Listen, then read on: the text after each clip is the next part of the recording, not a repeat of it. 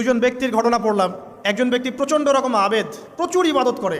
আপনারা জানেন ইবলিসও কিন্তু আবেদ ছিল, ইবলিস কিন্তু প্রচুর ইবাদত করেছে। এখন ওই ব্যক্তির একজন বন্ধু ছিল, এটা বানু ইসরাইলের ঘটনা। তো সেই বন্ধু পাপী ছিল, বিভিন্ন কবিরা গুনাহ করত। আর এই আবেদ ব্যক্তি বারবার তাকে নসিহত করত, গুনাহ ছেড়ে দাও, তুমি পাপ করছো, গুনাহ ছেড়ে দাও। তখন সেই ব্যক্তি যে পাপ করছে সে বলতো যে আল্লাহ কি তোমাকে আমার রক্ষক বানিয়েছেন? আল্লাহ কি তোমাকে আমার উপর দারোগা বানিয়েছেন? আমাকে আল্লাহর হাতে ছেড়ে দাও, আমাকে নসিহত করতে শোনা। একদিন এই আবেদ ব্যক্তি তার বন্ধুকে একটা জঘন্য পাপ করতে দেখলো, এমন একটা পাপ যেটা দেখে তার মনে ধারণা আসলো এটা চরম জঘন্য একটা কাজ। তখন সে মুখ ফসকে বলে ফেলল যে আল্লাহ তোকে আর মাফ করবে না, আল্লাহ তোকে জান্নাত দিবে না।